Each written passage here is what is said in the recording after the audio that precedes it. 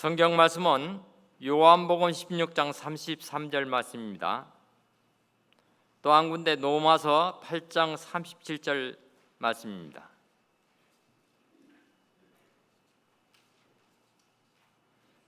먼저 요한복음 16장 33절 말씀 봉독해 올리겠습니다.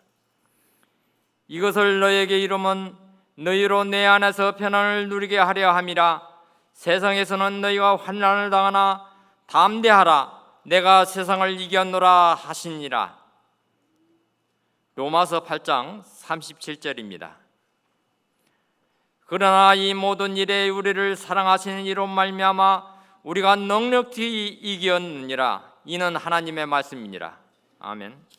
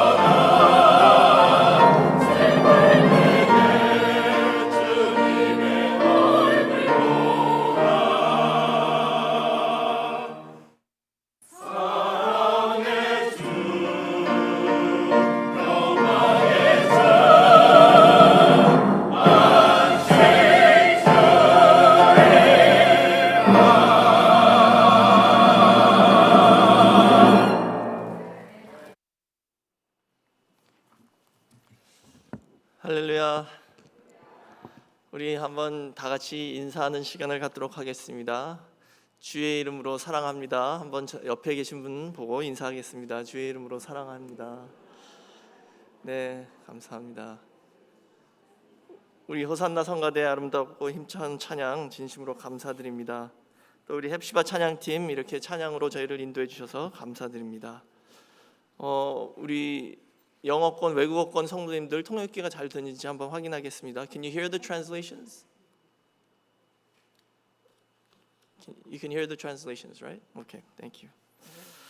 자, 오늘 저는 요한복음 16장 33절과 로마서 8장 37절 말씀을 통해서 세상을 이기신 예수 그리스도라는 제목으로 잠시 은혜를 나누겠습니다. 오늘 본문 말씀, 특히 요한복음 16장 33절 말씀 보시면 예수님이 세상을 이기셨다라고 말씀하셨죠. 여기 이기셨다가 헬라어로 니카오라는 단어입니다. 니카오.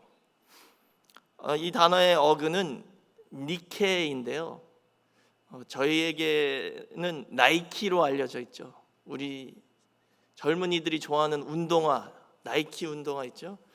그게 원래 헬라어로 승리라는 뜻입니다.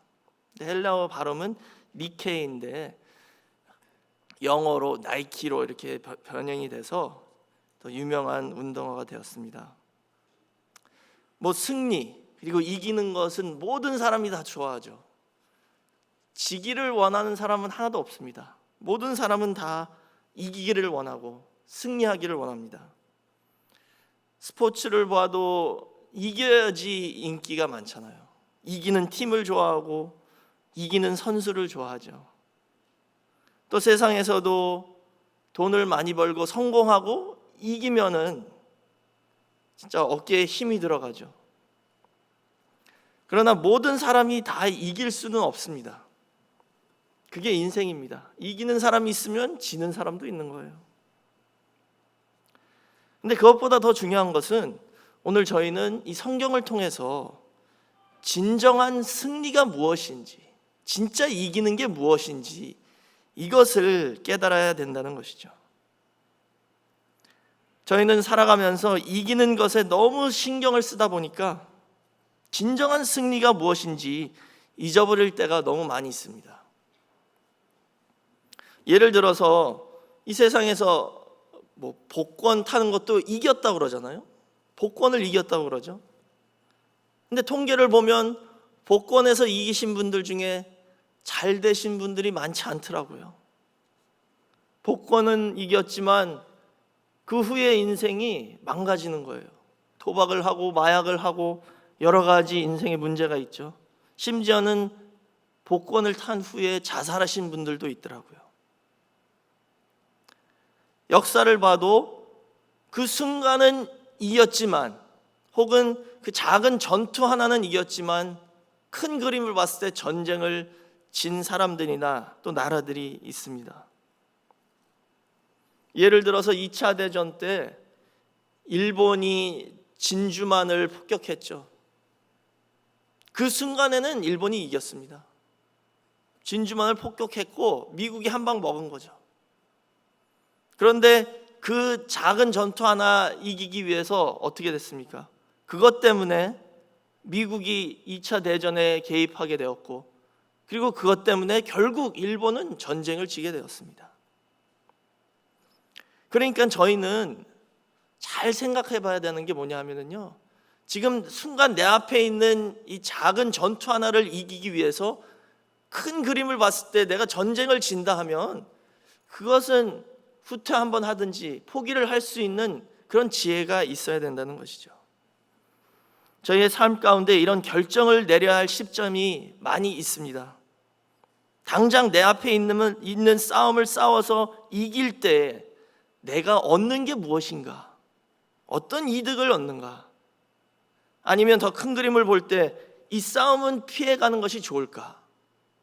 이것은 하나님께서 주시는 지혜를 통해서 잘 판단을 내려서 저희가 결국에는 최후 승리를 얻는 우리 늘푸른교회 모든 성도가 되시길 주의 이름으로 축원하겠습니다. 예수님도 비슷한 말씀을 하셨어요. 마태복음 16장 26절 보시면 사람이 만일 온 천하를 얻고도 제 목숨을 잃으면 무엇이 유익하리요? 사람이 무엇을 주고 제 목숨을 바꾸겠느냐라고 말씀하셨죠. 내가 온 천하 전 세계를 다 내 걸로 취할 수 있다면, 진짜 뭐 역사의 알렉산더 대왕이나 나폴레옹 같이 세계를 점령하고자 야망을 꿈꾸면서 나가서 싸울 수 있겠죠. 그래서 결국 세계를 다 점령해도 내 목숨 하나 잃는 것이 더 큰 패배라는 것입니다. 여기서 목숨이 헬라어로는 수케인데요, 그 뜻은 영혼이란 뜻입니다. 영혼. 내 목숨, 생명을 잃는 것도 되겠지만 영어로 보시면 soul이에요. soul. 내 영혼을 하나 잃으면 그게 더 큰 것을 잃는 거나 마찬가지라는 것이죠. 세상의 모든 것을 내가 취할 수 있어도 내 영혼 하나 버리면 그 싸움은 싸울 필요가 없다는 것입니다. 그런데 이 세상 많은 사람들이 지금 그런 싸움을 싸우고 있다는 거예요. 내 목숨을 잃고 내 영혼을 잃고 내 구원을 잃어버리고 내 영생을 다 잃어버렸는데, 그거 필요 없이 세상의 돈이나 권력이나 물질을 위해서 계속 추구하고 있다면 그것은 참으로도 허무한 싸움이죠. 오늘 본문에서 예수님은 분명히 내가 세상을 이겼다라고 말씀하셨습니다. 예수님이 이기신 이 승리는 어떤 승리인가요? 오늘 그것을 한번 살펴보도록 하겠습니다. 예수님이 세상을 이겼다, 이게 무슨 뜻일까요? 첫 번째로는 예수님은 모든 시험과 유혹을 이기셨습니다. 예수님은 모든 시험과 유혹을 이기셨어요. 예수님이 30세쯤에 공생애를 시작하셨죠. 그 공생애 3년 동안 예수님은 크게 3번의 시험을 받으셨어요. 그 3번의 큰 시험을 모두 다 이기신 분이 예수님이시죠. 첫 번째 시험은 공생애 시작할 때 마귀의 3가지 유혹을 받으신 게 첫 번째 시험입니다. 공생애 시작할 때 마귀의 3가지 유혹을 받으셨어요. 공생애를 시작하실 때 세례 요한에게 가서 요단강에서 세례를 받으셨죠. 그때 하늘 문이 열리고 성령이 비둘기같이 예수님 위에 임했습니다. 그리고 바로 광야로 나가셔서 40일 금식 기도를 하셨대요. 그 40일 금식 기도를 마치시니까 마귀가 다가와서 예수님을 3가지 유혹으로 시험을 했습니다. 그 시험이 누가복음 4장 1절에서 13절까지의 기록이 되어 있는데요, 저희가 잘 아는 내용이죠. 첫 번째 유혹은 지금 40일 금식 기도하셨으니까 배가 고프시잖아요. 그러니까는 네가 진짜 하나님의 아들이면, 지금 마귀가 예수님한테 이렇게 시험을 하는 거예요. 진정한 하나님의 아들이면 이 돌을 떡으로 만들어라 라고 유혹했습니다. 먹는 거에 대한 시험이었죠. 그랬을 때 예수님께서는 성경 말씀을 들어서 사람이 떡으로만 살 것이 아니라 하나님 입에서 나오는 모든 말씀으로 살 것이다 라고 말씀하셨습니다. 두 번째, 사단 마귀는 예수님을 저 높은 곳에 데리고 가서 천하 만국을 보여주고 마귀가 이렇게 말하죠. 나한테 절하면 이 모든 세상의 이 나라들을 너에게 주겠다라고 유혹을 했습니다. 그랬을 때 예수님께서는 우리는 하나님 한 분에게만 절한다라고 말씀하셨죠. 이렇게 세상의 모든 그 빛나고 찬란한 세상의 만국들을 보여주면서 유혹을 했지만 예수님은 역시 그 시험도 이기셨습니다. 그다음에 마지막 3번째로 마귀는 예수님을 성전 꼭대기 위에 데리고 올라가서 여기서 뛰어내리면 너는 하나님의 아들이니까 천사들이 와서 너를 지키리라 라고 유혹했습니다. 그 얼마나 멋있겠어요. 성전 꼭대기에서 딱 뛰어내렸는데 천사들이 와서 예수님을 딱 잡아서 받들이고 하나도 다치지 않게 한다면 사람들이 보고 깜짝 놀라겠죠. 근데 예수님 역시 그런 유혹을 다 물리치시고 이 모든 세 시험을 이기셨습니다. 이 마귀가 첫 번째 시험으로 세 가지 유혹을 예수님에게 했는데, 이것은 뱀이 에덴 동산에서 아담과 하와에게 선악과를 통해서 준 시험의 내용과 비슷합니다. 창세기 3장 6절 보니까 뱀이 하와를 꼬셨죠.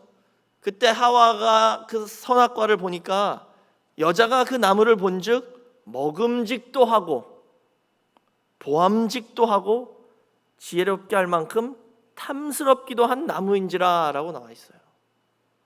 뱀의 말을 들은 후에 선악과를 보니까 여자 눈에 이 나무가 이 세 가지로 보인 거예요. 먹음직스럽습니다. 예수님 첫 번째가 먹는 시험이었죠.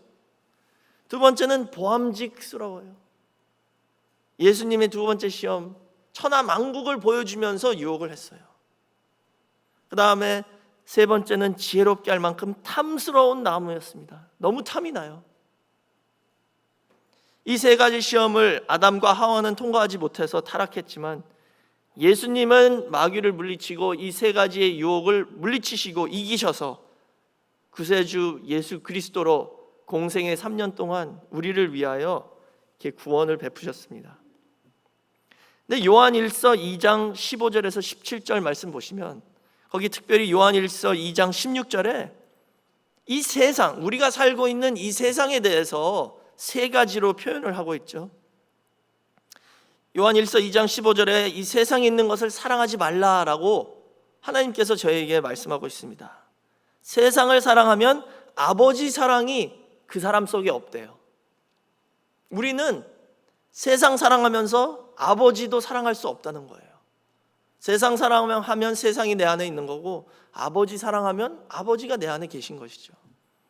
그러면서 16절에 이는 세상에 있는 모든 것이 육신의 정욕, 먹고 마시는 게 육신이죠. 육신의 정욕. 두 번째로는 안목의 정욕, 보암직스러운 거죠. 그리고 세 번째로는 이생의 자랑이니 다 아버지께로 쫓아온 것이 아니요 세상으로 쫓아온 것이다 라고 말씀하셨습니다. 그러니까 선악과를 봤을 때, 뱀의 말을 듣고 선악과를 봤을 때 하와의 눈에는 먹음직스럽고 보암직스럽고 탐스러웠는데, 사단 마귀가 예수님을 시험한 것이 이 세 가지와 똑같은 내용이고, 결국 오늘날 우리가 살고 있는 이 세상도 이 세 가지로 저희를 매일매일 시험하고 있다는 거예요. 육신의 정욕과 안목의 정욕과 이생의 자랑으로 저희는 매일 시험을 당하고 있습니다. 그러나 오늘 본문 로마서 8장 37절 말씀처럼 이 세상을 이기신 예수님을 믿고 예수 그리스도의 복음의 말씀을 붙잡고 나갈 때 저희도 넉넉히 이기는 역사가 있으시길 주의 이름으로 축원하겠습니다. 예수님은 이 시험을 이기셨어요. 근데 누가복음 4장 13절 보니까 진짜 무서운 게 뭔지 아세요? 거기 이렇게 나와 있습니다. 마귀가 모든 시험을 다한 후에 얼마 동안 떠나니라 그랬어요. 얼마 동안 떠나니라. 완전히 떠난 게 아닙니다. 오늘 목사님이 설교하신 중에 이렇게 말씀하시더라고요. 마귀는 참 악착스럽대요.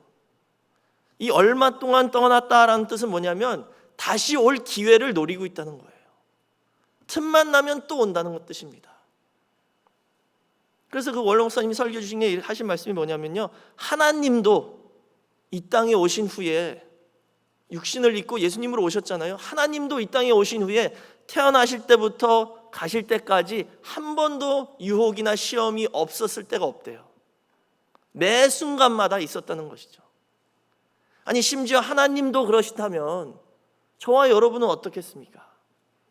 매일매일 사는 순간마다 마귀는 우리를 넘어뜨리려고 그 틈만 나는지 그 기회를 노리고 있다는 것입니다.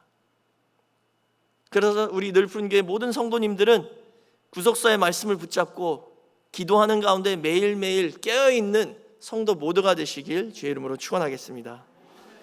큰 두 번째로 예수님이 받으신 두 번째 시험은 제자들을 통해서 받은 시험인데요, 이것은 인정의 시험입니다. 인정의 시험. 사람의 정, 그 인정 때문에 시험이 오는 겁니다. 그 인정의 시험이 언제 있었냐 하면요, 마태복음 16장 16절을 보시면 예수님이 제자들에게 이렇게 물어보셨죠. 세상 사람들이 나를 누구라 하느냐? 그랬을 때 제자들이 대답합니다. 어떤 사람은 선지자라고도 하고, 어떤 사람은 세례 요한이 다시 부활했다라고도 하고, 등등 다양한 답이 있습니다. 그랬더니 예수님께서는 그럼 너희들은 나를 누구라 하느냐? 그랬을 때 마태복음 16장 16절에 그 수제자이고 가장 급한 성격을 갖고 있는 베드로가 먼저 대답을 하죠. 베드로가 대답하여 가로되 주는 그리스도시요 살아계신 하나님의 아들이시니이다 라고 신앙 고백을 합니다. 그 대답을 들으셨을 때 예수님이 너무 기쁘셔서 베드로를 엄청나게 축복해 주시죠. 이것은 혈육이 너에게 알려준 게 아니라 하늘에 계신 아버지께서 알려주신 것이다. 그러면서 이 반석 위에 내가 내 교회를 세우겠다. 이 반석 위에. 이 반석이 베드로를 의미하는 걸까요? 아니면 다른 것을 의미하는 걸까요? 왜냐하면 베드로라는 이름의 뜻이 반석이에요. 그렇죠? 그러니까 이 반석 위에 내 교회를 세우겠다 예수님이 말씀하시니까 많은 사람들이, 특히 천주교가 이렇게 해석을 하죠. 이 반석은 바로 베드로다. 베드로 위에 교회를 세우신다고 하셨다. 그래서 베드로가 로마의 최초 주교라고 주장을 하죠. 왜냐하면 베드로가 로마에 가서 사역을 좀 했으니까. 그 로마의 주교들이 그 이후로부터는 베드로의 후임자로서, 후계자로서 교회의 반석, 교회의 기초, 그래서 그분들이 교황이 된 거예요. 로마의 주교가. 그래서 교황의 말씀은 무오하다, 오류가 없다라고 주장을 하고 있죠. 그런데 그렇게 이 말씀을 해석하면은요, 문제가 있습니다. 예수님이 이 반석 위에 내 교회를 세우겠다 했을 때 그 반석이 베드로 그 사람이라면 몇 구절 후에 마태복음 16장 23절에 가서 베드로를 또 다른 호칭으로 부르셔요. 사단이라고 부릅니다. 왜 사단이라고 부르셨냐? 베드로의 그 위대한 신앙 고백 후에 예수님이 다시 한번 가르치시죠. 내가 예루살렘에 올라가서 고난을 당하고 십자가에 죽을 것이다. 그리고 3일 만에 부활한다. 이렇게 말씀을 가르쳤습니다. 그랬더니 또 성질 급한 베드로가 무슨 말씀이십니까? 지금 12명의 장정이 이렇게 딱 지키고 있는데 예수님을 누가 건드리겠어요? 걱정 마세요. 저희가 지키겠습니다. 제가 내 목숨을 바쳐서라도 예수님을 지키겠습니다. 베드로가 너무 당당하게 장담하죠. 그랬을 때 예수님께서 하신 말씀이 사단아 내 뒤로 물러가라 라고 베드로에게 말씀하신 거예요. 그럼 이 문맥상 같은 장입니다. 마태복음 16장에 이 반석 위에 내 교회를 세우겠다 그랬을 때 그 반석이 베드로라면 사단아 내 뒤로 물러가라 했을 때 그 사단도 베드로가 돼야 되는 거예요. 그게 정확한 해석의 방법이죠.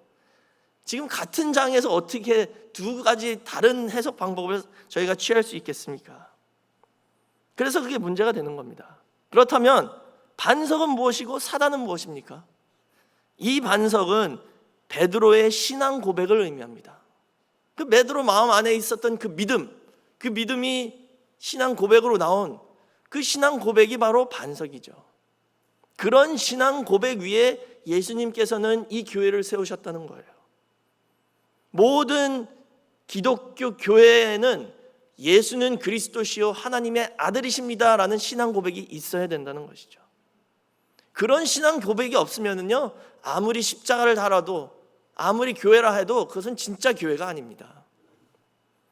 두 번째로 사단은 뭡니까? 그럼 사단아 내 뒤로 물러가라, 분명히 베드로에게 말씀하셨죠. 이 사단은 베드로를 가리키는 것이 아니라 베드로 속에 있는 자기 생각 그리고 그 인정을 의미하는 거예요. 베드로는 지금 하나님의 뜻을 생각하는 게 아니라 인정에 이끌려서 예수님 돌아가시면 안 됩니다, 우리가 지키겠습니다. 그것은 하나님의 뜻이 아니죠. 사람의 뜻을 하나님의 뜻보다 더 중요시 여기는 것이 바로 주님을 넘어지게 하는 것이다 라고 원로 목사님께서 말씀하셨습니다. 사람의 뜻을 하나님 뜻보다 더 중요시 여기는 것. 저희가 이런 실수 알게 모르게 많이 범합니다. 내 생각으로는 이게 맞다 생각되지만 과연 그게 하나님의 뜻인지 저희는 다시 한번 우리 각자 한 사람 한 사람을 돌아보는 시간이 되어야 되겠습니다. 저희 주변에는 이 인정, 사람의 정 때문에 저희가 많이 끌려다니고 우리의 마음이 움직이고 인정이 우리를 주장할 때가 많이 있습니다. 아담도 인정 때문에 타락했죠. 뱀이 하와에게 와서 유혹을 해서 하와가 선악과를 따먹었습니다. 그다음에 하와가 아담에게 선악과를 준 거예요. 뱀이 직접 아담에게 주지 않았습니다. 아담은 하와가 그 선악과를 줬을 때 어떻게 생각했을까요? 이거 안 먹으면 얼마나 바가지를 긁을까 이렇게 생각했을까요? 어떤 생각이었을지는 모르겠지만 그 인정에 끌려서 선악과를 먹고 타락했습니다. 아브라함은 평생 그 인정을 끊기 위해서 하나님께서 훈련을 시키셨어요. 그 아브라함의 평생의 분리의 역사가 뭐예요? 인정을 끊는 겁니다. 처음은 아버지 데라와 인정을 끊었죠. 아버지 데라하고 같이 있으면 신앙이 자랄 수가 없어요. 하나님은 지금 가나안으로 가라고 그랬는데 데라는 가기 싫대요. 계속 아브라함을 붙잡고 있죠. 그 인정을 먼저 끊고 아버지를 버리고 하나님의 뜻을 쫓아 가나안으로 갔습니다. 그 다음에는 하나님께서 롯과도 분리하라. 진짜 친자식같이 키웠던 조카를 버리라는 것이죠. 또 분리했습니다. 그 다음에 아들을 낳았더니 그 아들 이스마엘까지도 내쫓으래요. 얼마나 힘들었겠습니까?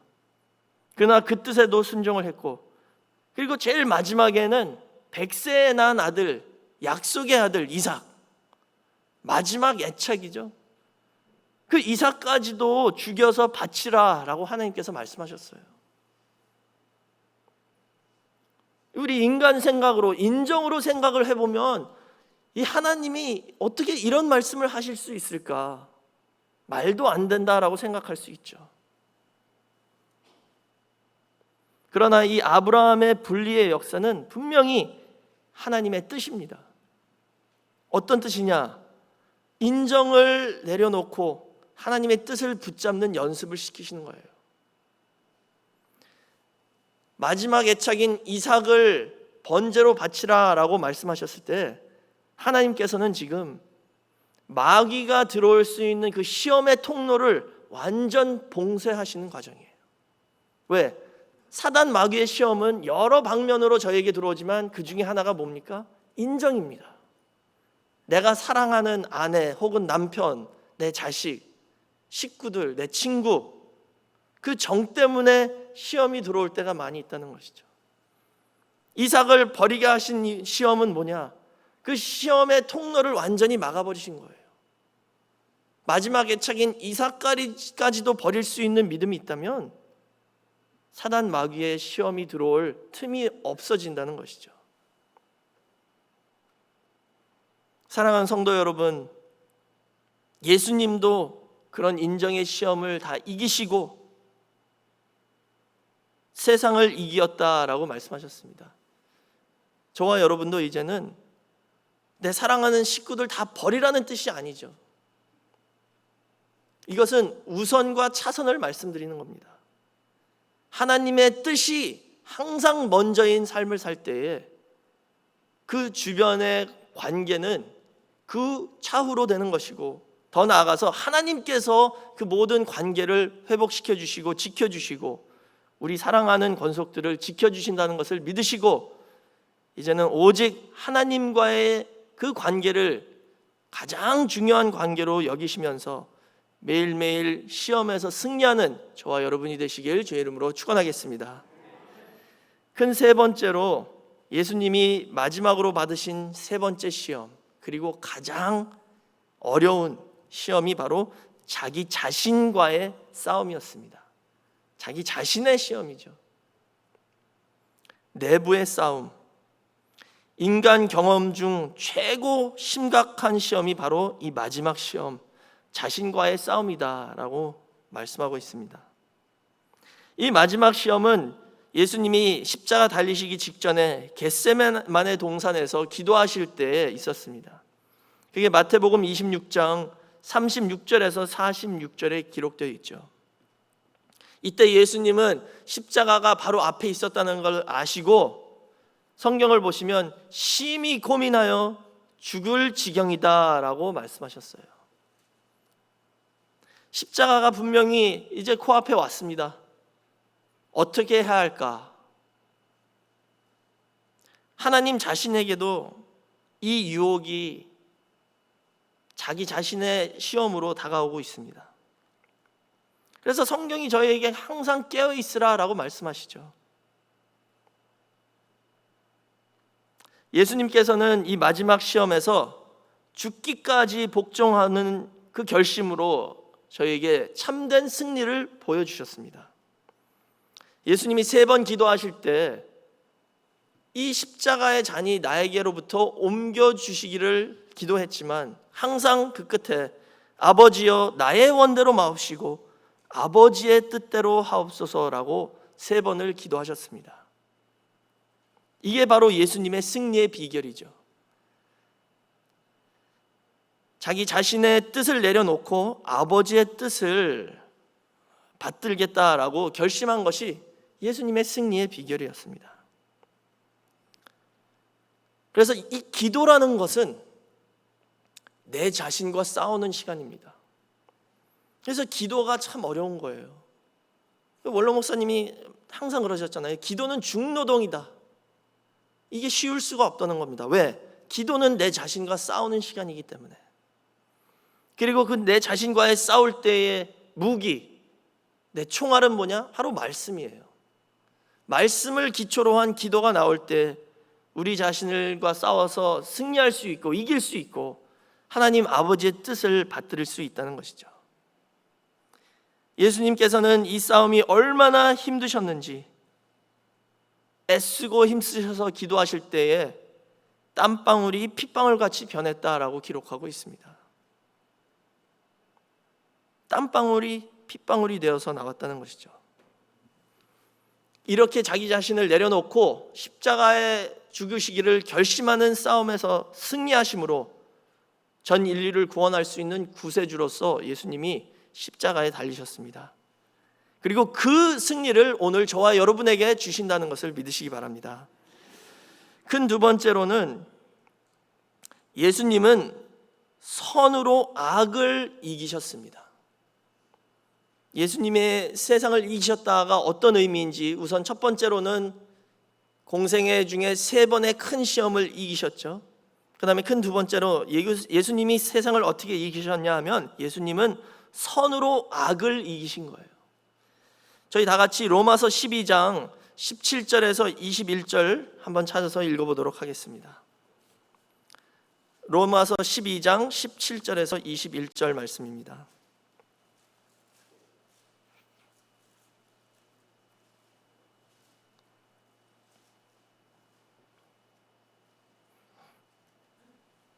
로마서 12장 17절에서 21절 말씀 제가 읽겠습니다. 아무에게도 악으로 악을 갚지 말고 모든 사람 앞에서 선한 일을 도모하라. 할 수 있거든 너희로서는 모든 사람으로 더불어 화평하라. 내 사랑하는 자들아 너희가 친히 원수를 갚지 말고 진노하심에 맡기라. 기록되었으되 원수 갚는 것이 내게 있으니 내가 갚으리라고 주께서 말씀하시니라. 내 원수가 줄이거든 먹이고 목마르거든 마시우라. 그리함으로 네가 숯불을 그 머리에 쌓아 놓으리라. 악에게 지지 말고 선으로 악을 이기라. 아멘. 지금 예수님께서 사도 바울을 통해서 저에게 주시는 말씀이 악을 악으로 갚지 말고 그리고 원수를 갚지 말고 악에게 지지 말고 선으로 악을 이기라 라고 말씀하셨죠. 예수님께서는 선으로 악을 이기는 것이 무엇인지 친히 보여주셨습니다. 우선 십자가에 달리셨을 때 십자가상에서 첫 번째 말씀이 용서의 기도였죠. 누가복음 23장 34절에 아버지여 저희를 사하여 주옵소서 자기의 하는 것을 알지 못함이니이다 라고 말씀하셨습니다. 지금 예수님을 십자가에 못 박은 그 로마 군인들과 그들을 로마 사람들에게 예수님을 넘긴 그 대제사장과 모든 종교 지도자들, 그 유대인들, 그 모든 사람을 용서해달라고 하나님께 기도하는 것입니다. 저희가 살고 있는 이 세상에서는 악을 악으로 갚으라고 가르쳐주고 있죠. 세상에서는 누가 한 번 너 때리면 2번 때려라, 3번 때리면 5번 때려라, 그게 이기는 거다라고 가르치고 있습니다. 그러나 예수님은 그 반대의 방식을 저에게 말씀하고 있어요. 그리고 예수님께서는 이 세상 방식대로 싸우지 않았기 때문에 승리하셨다는 것을 성경에서 증거하고 있습니다. 요한복음 18장 36절에 말씀하셨죠. 빌라도에게 하신 말씀입니다. 내 나라는 이 세상에 속한 나라가 아니다. 만약 내가 이 세상에 속한 나라의 임금이었다면 내 제자들이 싸워서 이겼지. 그러나 내 나라는 여기 속한 나라가 아니라 이 세상 방식대로 싸우는 것이 아니다라고 말씀하셨습니다. 제가 서두에 말씀드린 것처럼 우리가 어떤 싸움을 싸워야 할지 잘 결정해야 합니다.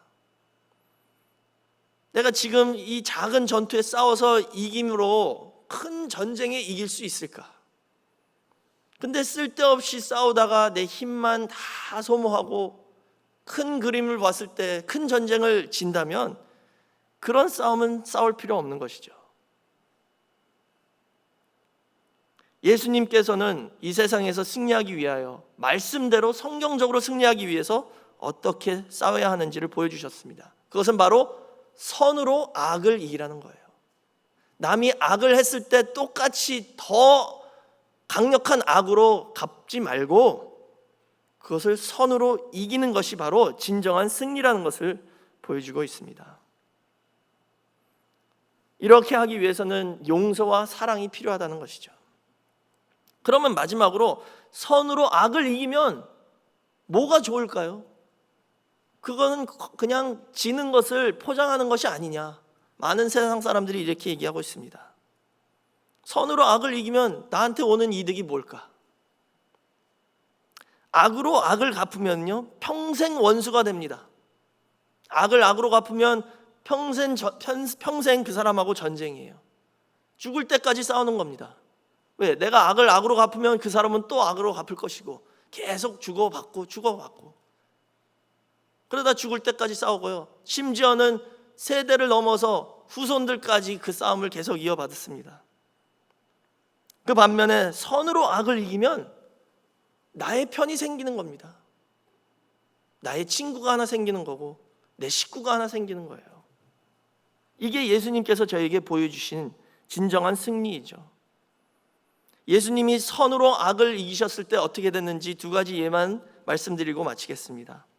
첫 번째는 사울이란 사람이에요. 사울. 가장 사악하고 악독한 기독교인들을 핍박한 사울이란 사람이 있었습니다. 유대인 중에 유대인이죠.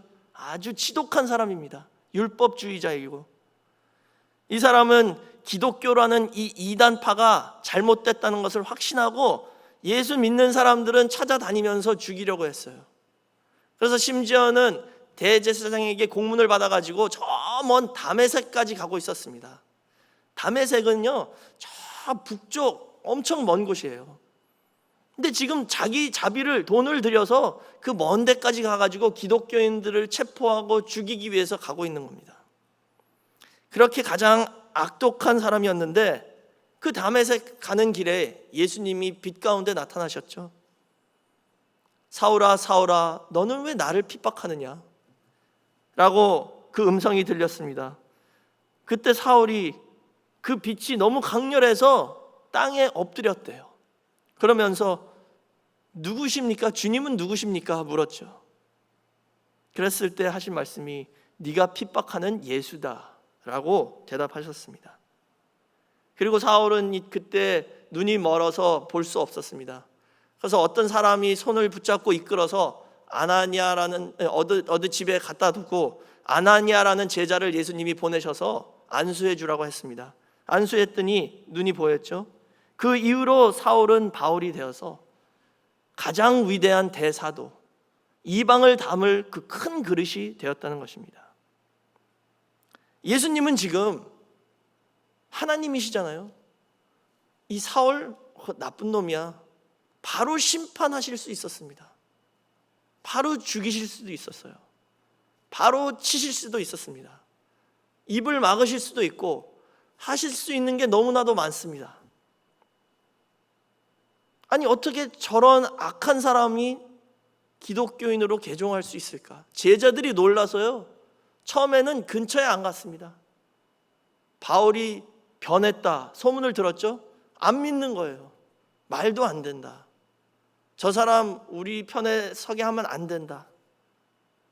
근데 결국 사도 바울이 가장 위대한 사도가 되었죠. 예수님이 왜 이렇게 하셨습니까?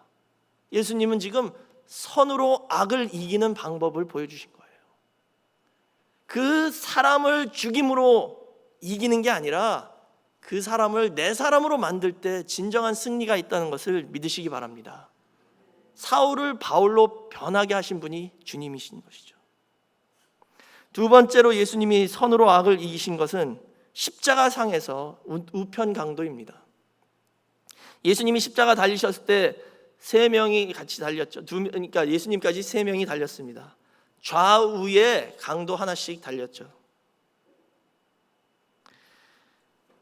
누가복음 23장 39절에서 42절 말씀 보시면 이 좌편 강도는 매우 악한 사람이었습니다. 그래서 예수님을 비방하고 예수님에게 막 욕을 했죠. 그때 이 우편 강도는 주님을 변호한 사람이었어요. 그리고 주님을 변호한 후에 당신의 나라에 임하실 때 나를 생각하소서라고 신앙 고백을 함으로 낙원의 약속을 받은 사람이죠. 그런데 이 내용을요, 이 같은 내용을 마태복음 27장 44절을 보시면은요, 조금 다르게 기록을 하고 있습니다. 마태복음 27장 44절에는 함께 십자가에 못 박힌 강도들도 이와 같이 욕하더라라고 나와 있어요. 분명히 강도들 복수로 나와 있죠. 좌우편에 있는 강도 둘 다 예수님을 처음에는 욕하고 비방했다는 거예요. 그런데 그 순서를 볼 때 마태복음에는 기록이 없지만 누가복음을 가보시면 그 후에 누가복음 23장 34절에 첫 번째 하신 말씀, 그 용서의 기도의 말씀을 우편 강도는 들은 것이죠. 십자가에 못 박혀 계시면서 당신을 죽이려고 한 이 로마 군인들과 유대 종교 지도자들을 사랑으로 덮어주시고 용서하는 기도를 듣고 우편 강도가 변했다는 겁니다. 아니, 이렇게 아픈 상황에서, 이렇게 고통스러운 상황에서 어떻게 용서를 할 수 있을까? 이 우편 강도는 예수님이 보통 사람이 아니다. 예수님은 자신이 말씀하신 대로 하나님의 아들이고 그리스도이시다라는 것을 깨닫고 그런 신앙 고백을 하게 된 것이죠. 주님의 사랑과 용서가 지금 이 우편 강도를 완전히 변화시키는 그 역사가 십자가상에서 일어났다는 것입니다. 예수님은 선으로 악을 갚을 때 직접 그 은혜를 받은 사람도 아닌데도 옆에서 들은 그 우편 강도가 그 말씀을 듣고 변해서 예수님의 편이 됐다는 것입니다. 사랑하는 성도 여러분, 선으로 악을 이기는 것은 이런 많은 이득이 있습니다. 저희에게 사랑으로 베풀어 주신 주님처럼 이제는 나의 원수를 갚는 것이 아니라 선으로 악을 이기는 우리 늘푸른 교회가 되어서 우리를 비방하던 사람들도 다 우리 편이 되는 복된 역사가 있으시길 주의 이름으로 축원하겠습니다. 다 같이 이사야 60장 14절 읽고 오늘 말씀 마치도록 하겠습니다. 이사야 60장 14절 말씀이 되겠습니다.